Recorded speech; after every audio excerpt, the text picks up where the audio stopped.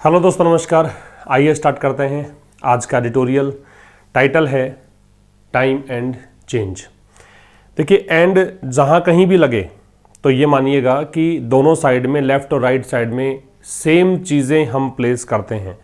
जैसे ये नाउन है तो फिर ये भी मानिए नाउन है, तो दोनों तरफ क्या है? नाउन। और एंड क्या है? कनेक्टर है, कंजंक्शन है।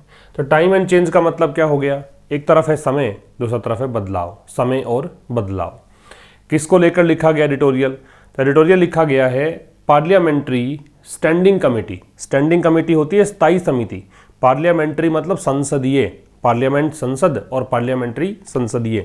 तो संसदीय स्थायी समिति किसको लेकर? होम अफेयर्स, जो घरेलू मामले हैं उनको, एंड न्यू क्रिमिनल लॉज, और नए जो क्रिमिनल लॉज हैं उनको लेकर। ठीक है, तो ये हम चर्चा करेंगे पार्लियामेंट्री स्टैंडिंग कमेटी के बारे में। और ये बनी किस पर है कमेटी? इन दो मुद्दों पर यहाँ पे कमेटी का गठन किया गया है, उसके बारे में हम चर्चा करेंगे।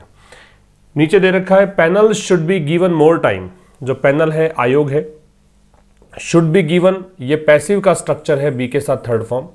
इनको देना चाहिए मोर टाइम, अधिक टाइम, टू स्टडी, अध्ययन करने के लिए, न्यू क्रिमिनल लॉज, नए क्रिमिनल लॉज। ठीक है, तो कह रहा है कि पैनल को थोड़ा और टाइम मिलना चाहिए ताकि वो अध्ययन कर सकें किसका? क्रिमिनल लॉज का। तो ये है इसका मतलब। अब हम पढ़ेंगे इसको विस्तार से। उससे पहले मैं बता दूं आपको कि इसका स्क्रीन पीडीएफ जो मैं पढ़ा रहा हूं, ऐसा का ऐसा पीडीएफ, साथ में इसकी वोकैब वो आपको मिलेगी टेलीग्राम चैनल आशीष क्लासेस से। और एक एप्लीकेशन जो अपना है आशीष क्लासेस, उसको आप डाउनलोड कर सकते हैं।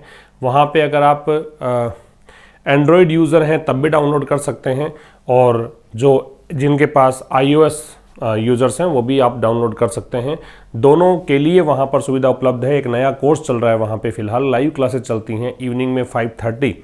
वो क्लासेस हैं RAS के लिए, RAS मेंस की क्लासेस हैं। वैसे अगर आप RAS की तैयारी नहीं भी कर रहे हैं तब भी आपको वो कोर्स बहुत हेल्प करेगा, जहाँ पर लेटर राइटिंग की क्लासेस फ़िलहाल चल रही हैं। लेटर कैसे लिखा जाता है वो फिलहाल मैं बता रहा हूँ। अभी तक 10 क्लासेस वहाँ पे हो चुकी है। आज क्लास नंबर 11 होगी शाम को 5:30 बजे। आप चाहें तो लाइव अटेंड कर सकते हैं और चाहें तो उनको रिकॉर्डेड फॉर्म में भी प्राप्त कर सकते हैं। दोनों ही सुविधाएं आपको मिलेंगी। ठीक है, अब देखिए विस्तार से पढ़ें। अब पार्लियामेंट्री कमिटी अपीयर्स, एक संसदीय समिति, इसकी वर्ब है अपीयर्स, ऐसा लगता है। एक संसदीय समिति ऐसा लगता है, ये इसकी वर्ब हो गई। ठीक है, टू बी क्वाइट क्लोज, क्या लगता है कि ये बहुत नज़दीक है। क्वाइट का मतलब है बिल्कुल, क्लोज का मतलब नज़दीक। किसके नज़दीक है? फाइनलाइजिंग इट्स रिपोर्ट, अपनी रिपोर्ट को अंतिम रूप देने में, ऑन द 3 बिल्स, और ये रिपोर्ट किस पर है? 3 बिल्स पर। और वो बिल क्या चाहते हैं? बिल की में क्या चीज़ें हैं? बिल में है replace the existing criminal laws, जो वर्तमान में क्रिमिनल लॉज जो एग्जिस्ट करते हैं उनको रिप्लेस करने के बारे में इस बिल में दिया हुआ है। ठीक है, कुछ काम की बातें। ये आपका सब्जेक्ट है पूरा, ए पार्लियामेंट्री कमेटी, ये इसकी वर्ब हो गई। टू बी दे रखा है, ये इन्फिनेटिव होगा। क्वाइट है वो एडवर्ब है, क्लोज है वो एडजेक्टिव है। यहाँ पे ये जो टू है ना, ये इसमें नहीं जुड़ा हुआ, ये इसमें जुड़ा हुआ है। इसलिए आप देख रहे हैं कि ये चूंकि फ्रेज बन चुकी है, प्रेपोजिशनल फ्रेज इसको कहेंगे, तो इसलिए यहाँ पे ing का प्रयोग है। अगर ये टू होता इसमें फाइनल में तो फाइनलाइज होता, फिर ये फाइनलाइजिंग नहीं होता। लेकिन ये इन्फिनेटिव नहीं बना रहा है, ये फ्रेज है, इसलिए यहाँ पे ऐसा हो रहा है। इट्स रिपोर्ट, इट्स आ रहा है पजेसिव एडजेक्टिव इस कमिटी के लिए।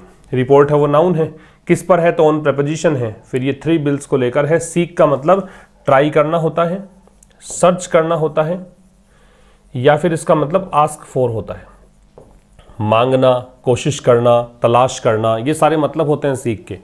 इसकी सेकेंड फॉर्म और थर्ड फॉर्म बनती है सॉर्ट। क्या बनती है? सॉर्ट। तो क्या कहना चाह रहा है कि एक संसदीय समिति जो ऐसा लगता है कि बहुत नज़दीक है अपनी रिपोर्ट को अंतिम रूप देने के लिए, किस पर ये अंतिम रिपोर्ट देगी? 3 बिल्स पर। उन 3 बिल में क्या चाहा गया है? इन 3 बिल्स में ये कोशिश की गई है कि जो एग्जिस्टिंग क्रिमिनल लॉज है, एग्जिस्टिंग यहाँ पे एडजेक्टिव है, इसको आप एक्सटेंट भी कह सकते हैं। ठीक है, तो जो वर्तमान में क्रिमिनल लॉज है उनको रिप्लेस करने के बारे में इसमें कहा गया है इन 3 बिल्स के अंदर। आगे कहा है द पार्लियामेंट्री स्टैंडिंग कमेटी, जो संसदीय स्थायी समिति है ऑन होम अफेयर्स, घरेलू मामलों को लेकर, हैज पोस्टपोन्ड। अब इस समिति ने क्या कर दिया है? पोस्टपोन कर दिया है, स्थगित कर दिया है। ये इसकी वर्ब हो गई।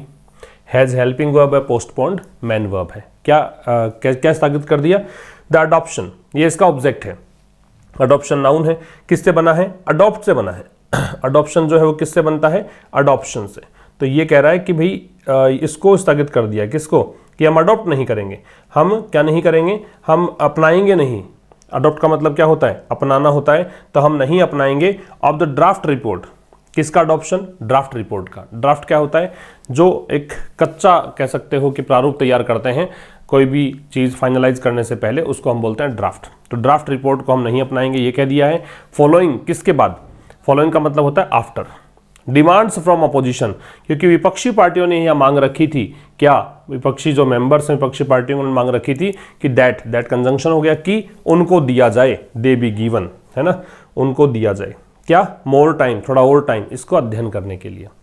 फिर समझिए, जो पार्लियामेंट्री स्टैंडिंग कमेटी है होम अफेयर्स को लेकर जो बनी है, उसने पोस्टपोन कर दिया, उसने स्थगित कर दिया है कि हम ड्राफ्ट रिपोर्ट को फिलहाल नहीं अपनाएंगे, ड्राफ्ट रिपोर्ट को फिलहाल हम अडॉप्ट नहीं करेंगे, स्वीकार नहीं करेंगे। इसका कारण ये रहा कि विपक्षी जो पार्टियां हैं उनके सदस्यों ने यहाँ पे कहा है, यहाँ पे डिमांड रखी है। अब देखिए डिमांड्स दे रखा है ना यहाँ पे, ये जो डिमांड होती है, किसी को सजेस्ट आप करते हैं तो फिर आपको आगे सब्जेक्टिव मोड लगाना पड़ता है। और सब्जेक्टिव मोड का सीधा सा अर्थ ये समझिए कि कोई भी सब्जेक्ट अगर है तो उसके साथ में वर्ब जो है वो बेस फॉर्म आती है, ये मान लो, या प्लूरल फॉर्म आती है, ये मान लो। तो यहाँ पे ये बेस फॉर्म आ रही है, देखो बी, ठीक है। तो यहाँ पे कहा है उन्होंने कि उनको थोड़ा और टाइम दिया जाए इसका स्टडी करने का। ये इट किसके लिए आ रहा है, ये उस ड्राफ्ट रिपोर्ट के लिए आ रहा है, ठीक है भाई। इसका स्क्रीनशॉट ले सकते हैं आप। फिर कह रहा the report is said, report में ये कहा जाता है, इज सेड कहा जाता है या कहा गया है, to have at least 3 dissenting notes. Dissenting का मतलब है कॉन्फ्लिक्टिंग, या फिर आप इसे कहोगे डिफरिंग, कॉन्फ्लिक्टिंग मतलब होता है असहमतिपूर्ण। तो रिपोर्ट में कहा गया है कि इसमें कम से कम 3 डिसेंटिंग नोट्स हैं। नोट्स हैं वो नाउन है, डिसेंटिंग है वो एडजेक्टिव है, ठीक है। 3 डिसेंटिंग नोट्स है, इसका मतलब 3 ऐसी बातें हैं जिस पर हमें अभी फिलहाल विरोधाभास है, ठीक है, इनमें सहमति नहीं बन पा रही है। मैनली मुख्यतया पर्टेनिंग टू, पर्टेन का मतलब होता है रिलेट या कंसर्न। जो 3 में जो मुख्य बातें हैं वो देखो संबंधित है, पर्टेन में टू ही लगेगा, रिलेट में टू ही लगता है। द टेक्स्ट ऑफ द भारतीय न्याय संहिता, एक तो भारतीय न्याय संहिता का जो टेक्स्ट है, ठीक है, जैसे पहले इंडियन पीनल कोड हुआ करता था, उसी को नाम दिया जा रहा है भारतीय न्याय संहिता। इससे संबंधित है। विच विल रिप्लेस, विच आ रहा है रिलेटिव प्रोनाउन, इस भारतीय न्याय संहिता से बात है, जो कि रिप्लेस करेगा। भारतीय न्याय संहिता किसका स्थान लेगी, इंडियन पीनल कोड का। दूसरा है भारतीय नागरिक सुरक्षा संहिता, ये किसका स्थान लेगी, विच फिर से इसके लिए है, ये स्थान लेगी कोड ऑफ क्रिमिनल प्रोसीजर का, ठीक है। ये CRPC जो है उसका स्थान, और ये IPC का स्थान लेगी। फिर समझिए, रिपोर्ट की वर्ब इज सेड है, ये पैसिव वॉइस है। तो रिपोर्ट में ये कहा गया है कि to have at least 3 dissenting notes, इस रिपोर्ट में 3 बिंदुओं पर असहमति पाई गई है। मुख्यतया जो संबंधित है किस पर, इन 2 के टेक्स्ट पर। एक तरफ भारतीय न्याय संहिता जो IPC का स्थान लेगी, दूसरी तरफ है भारतीय नागरिक सुरक्षा संहिता जो कि CRPC का स्थान लेगी, ठीक है। इसके टेक्स्ट पर थोड़ा सा कंफ्यूजन है, थोड़ा सा डिसेंशन बना हुआ है, मतलब विरोधाभास बना हुआ है। इसका स्क्रीनशॉट ले सकते हैं। आगे कह रहा there appears to be unanimity. Unanimity जो होता है वो होता है अग्रीमेंट। यूनैनिमिटी क्या होता है, अग्रीमेंट। ये डिसेंशन का ऑपोजिट मान लो आप। तो कह रहा है ऐसा लगता है, अपीयर्स है वो वर्ब है और टू बी है वो सब्जेक्ट मानो यहाँ पे, क्योंकि ये इन्फिनिटिव है और इन्फिनिटिव सब्जेक्ट बनाता है। याद रखना, जेरेंड और इन्फिनिटिव, जेरेंड तो होता है बेस फॉर्म के साथ ING, और इन्फिनिटिव होता है, जेरेंड तो बेस फॉर्म के साथ ING, और इन्फिनिटिव कौन सा, टू के साथ बेस फॉर्म। ये दोनों जो है ना, ये दोनों अगर सब्जेक्ट के रूप में हो तो इनके साथ वर्ब आती है सिंगुलर, ये ध्यान रखना है आपको। अगर इनमें से कोई भी सब्जेक्ट के रूप में होता है तो वर्ब कैसे लगानी है, सिंगुलर लगानी है। इसी कारण से यहाँ पे टू बी को देखकर अपीयर्स है। और देयर से जब स्टार्ट करते हैं तो इन्वर्जन लगता है। देयर से जब भी स्टार्ट करते हो तो इन्वर्जन लगता है, मतलब पहले सब्जेक्ट नहीं आता है, पहले क्रिया आती है उसके बाद सब्जेक्ट आता है। जैसे आमतौर पर हम क्या देखते हैं, पहले सब्जेक्ट और फिर वर्ब, इसमें उल्टा होता है। तो कह रहा है कि कुछ एग्रीमेंट यहाँ पे दिखाई दे रहा है 3rd बिल को लेकर, ठीक है। 3 बिल हैं, 2 पर थोड़ा सा यहाँ विवाद है, लेकिन तीसरा जो बिल है जिसका नाम है भारतीय साक्ष्य बिल, इसी को बोलते हैं इंडियन एविडेंस एक्ट। ये द वन, ये वो वाला है। In lieu of, in lieu of एक फ्रेज है, इसका मतलब होता है इंस्टीड, जो किसके स्थान पर है? इंडियन एविडेंस एक्ट, भारतीय साक्ष्य अधिनियम के स्थान पर। ठीक है, 1860 वाला जो भारतीय साक्ष्य अधिनियम है उसकी बात कर रहे हैं। फिर समझिए, ऐसा लगता है कि थर्ड बिल पर अग्रीमेंट है, थर्ड बिल पर यूनैनिमिटी है। भारतीय साक्ष्य अधिनियम, भारतीय साक्ष्य जो बिल है उस पर, और ये किसके स्थान पर आएगा? इंडियन एविडेंस एक्ट के स्थान पर। हैविंग बिगन, हैविंग के साथ थर्ड फॉर्म आएगी भी, हैविंग के साथ थर्ड फॉर्म। ये बिगिन होती है वो फर्स्ट फॉर्म होती है, फिर सेकेंड फॉर्म होती है इसकी बिगिन, और थर्ड फॉर्म है बिगन। हैविंग के साथ थर्ड फॉर्म में परफेक्ट पार्टिसिपल कहलाता है। इसका मतलब होता है ऐसा करने के बाद। तो किसके बाद? Having begun its deliberations, deliberations का मतलब होता है थिंकिंग या कंसिडरेशन। इसे आप थिंकिंग कह सकते हो, इसे आप कंसिडरेशन कह सकते हो। ठीक है, ये मतलब है इसका। तो कह रहा है कि शुरुआत करने के बाद, किसकी शुरुआत? अपने बातचीत जो हुई है, इनकी विचार विमर्श हुआ है, उसको शुरू करने के बाद अगस्त 24 को। डेट लिखने का तरीका देखो, पहले मंथ का नेम है फिर डेट है, और डेट जब पर्टिकुलर हो उसी डेट की बात करें तो ऑन लगता है। उससे पहले 24 अगस्त को डेलिब्रेशन स्टार्ट हो चुके थे, इनकी चर्चाएं स्टार्ट हो चुकी थी। उसके बाद हैविंग हेल्ड, और साथ में 12 सिटिंग्स, सिटिंग्स मतलब बैठक, मीटिंग, और केवल हैविंग के साथ फिर से थर्ड फॉर्म है ना। होल्ड इसकी फर्स्ट फॉर्म होती है, सेकंड फॉर्म हेल्ड है, और थर्ड फॉर्म हेल्ड है। ठीक है, और 12 ही मतलब बैठकें इनकी हुई। ऐसा करने के बाद एक तो 24 अगस्त को इन्होंने बातचीत शुरू की, फिर 12 ही मीटिंग इन्होंने ली है। उसके बाद देयर मे बी क्वेश्चंस, ऐसे प्रश्न उठ सकते हैं। लेखक कह रहा है कि ऐसा हो सकता है। मे है वो संभावना बताता है, पॉसिबिलिटी बताता है। देयर से जब स्टार्ट कर रहे हो तो फिर देखो ये क्रिया है, ये आपके सब्जेक्ट है, ये सब्जेक्ट, ये वर्ब। तो ऐसे क्वेश्चंस उठ सकते हैं किसके बारे में? About the adequacy. एडिक्वेसी का मतलब सफिशिएंट होना, पर्याप्तता। ठीक है, तो कह रहा है कि देयर में भी क्वेश्चंस, प्रश्न उठ सकते हैं किसके बारे में? कि आपने पर्याप्त रूप से जांच भी की है कि नहीं। स्क्रूटिनी जो होता है वो एग्जामिनेशन होता है, एक प्रकार से केयरफुल एग्जामिनेशन कह सकते हो, बहुत सावधानी पूर्वक किया गया जांच। इसके लिए एक और वर्ड बता रहा हूं, पर यूजल, इसका मतलब भी जांच है। तो केवल 24 अगस्त को तो ही इन्होंने चर्चाएं स्टार्ट की, उसके बाद 12 ही मीटिंग रखी है।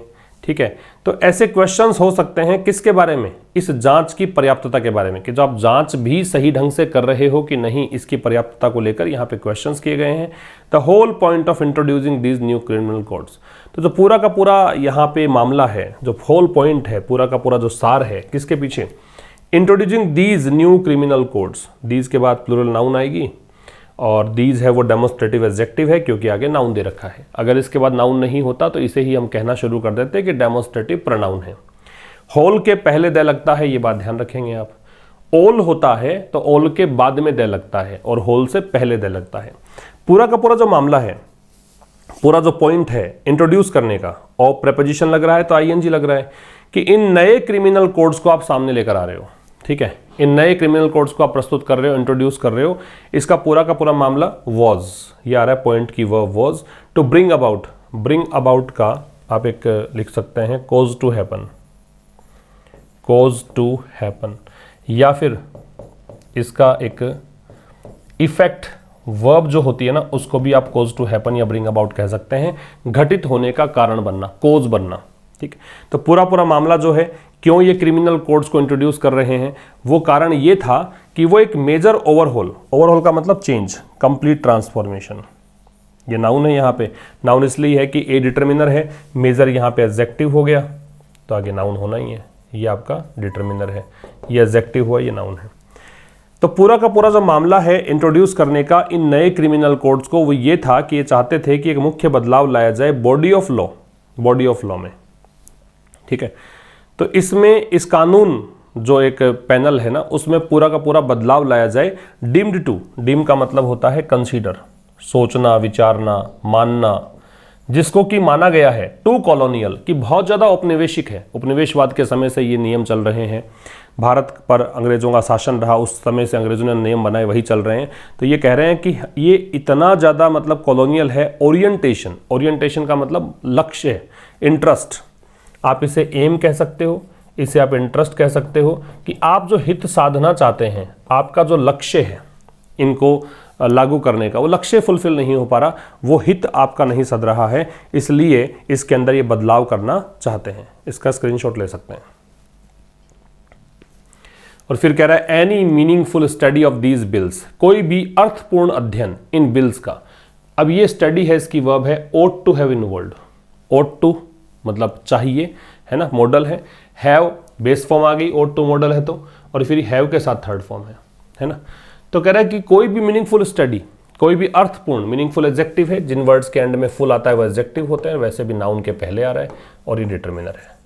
तो कोई भी अर्थपूर्ण स्टडी इन बिल्स की ought to have इन्वॉल्व्ड, उसमें शामिल किया जाना चाहिए था वाइड कंसल्टेशंस। देखो ought to नहीं लगाते तो शुड लगाते आप, तो शुड हैव भी थर्ड फॉर्म लेता है, या फिर मस्ट हैव लगाते तब भी चाहिए होता। ought to लगाया है इसने क्योंकि ये एक प्रकार से एक नैतिक मतलब शिक्षा मान के, जिम्मेदारी मान के कि हाँ ये मोरल ड्यूटी बनती थी आपकी, इसको बताने के लिए लगाया है। तो कोई भी अर्थपूर्ण अध्ययन इन बिल्स का, उसमें शामिल किया जाना चाहिए था वाइड कंसल्टेशंस। वाइड मतलब होता है एक्सटेंसिव, काफ़ी बड़े स्तर पर, विस्तृत स्तर पे। कंसल्टेशंस का मतलब है चर्चाएं, तो यहाँ पे काफ़ी अच्छे स्तर पे चर्चाएं होनी चाहिए थी।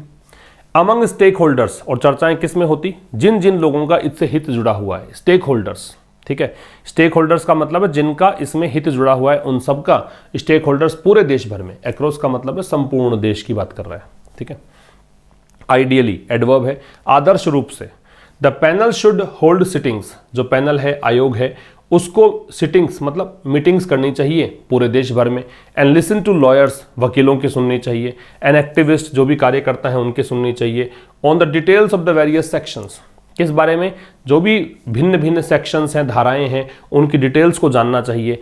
बिसाइड्स मतलब के अतिरिक्त, बिसाइड्स का मतलब के अतिरिक्त प्रेपोजिशन होता है। Members of the subordinate judiciary, किसके अलावा, साथ में ये अधीनस्थ जो न्यायालय हैं उनके मेंबर से ही बात होनी चाहिए। Who actually work the law and procedure laid down in the courts, जो वास्तव में काम में लेते हैं इन कानूनों को, और प्रोसीजर्स जो भी तौर तरीके हैं कानून को लागू करने के लिए। लेट डाउन जो है वो ले डाउन की सेकंड और थर्ड फॉर्म होती है। Lay down second form laid down, third form laid down. Phrasal verb है वैसे, इसका मतलब होता है स्टिपुलेट, निर्धारित करना, या डिटरमिन कर लो, इसको फॉर्मुलेट कर लो। स्टिपुलेट, फॉर्मुलेट, निरूपित करना, निर्धारित करना। तो यहाँ फिर से पढ़िए, आदर्श रूप से ये एडवर्ब हो गया। जो पैनल है उसको क्या करना चाहिए, ये आपका सजेशन हो गया। इनको सिटिंग्स मतलब मीटिंग लेनी चाहिए पूरे देश भर में। सुनना चाहिए, लिसन के साथ टू लगेगा। किसकी सुननी चाहिए, लॉयर्स की, और किसकी, एक्टिविस्ट की। किस बात को लेकर, on the details of the various sections, जो भी भिन्न भिन्न धाराएं हैं, वेरियस है वो आपका डिटर्मिनर है और ये आपका नाउन है, ठीक है। जो भिन्न भिन्न धाराएं हैं उनकी डिटेल्स के बारे में सुनना चाहिए। बिसाइड्स, किसके अलावा, कि जो सबऑर्डिनेट जुडिशरी है, जो अधीनस्थ न्यायालय हैं, उनके मेंबर्स के अलावा। और ये क्या करते हैं मेंबर्स, ये जो सबऑर्डिनेट मेंबर्स है, ये हु किसके लिए आ रहा है, इन मेंबर्स के लिए। ये मेंबर्स क्या करते हैं, ये वास्तव में काम में लेते हैं लॉ एंड प्रोसीजर, जो भी कानून और तौर तरीके हैं जो भी निरूपित किए गए इन कोर्ट्स में, वो इनको काम में लेते हैं। तो इनसे भी चर्चा होनी चाहिए। तो ये था आज के इस एडिटोरियल में। मिलेंगे अब कल ठीक शाम 5 बजे, तब तक नमस्कार, थैंक यू वेरी मच।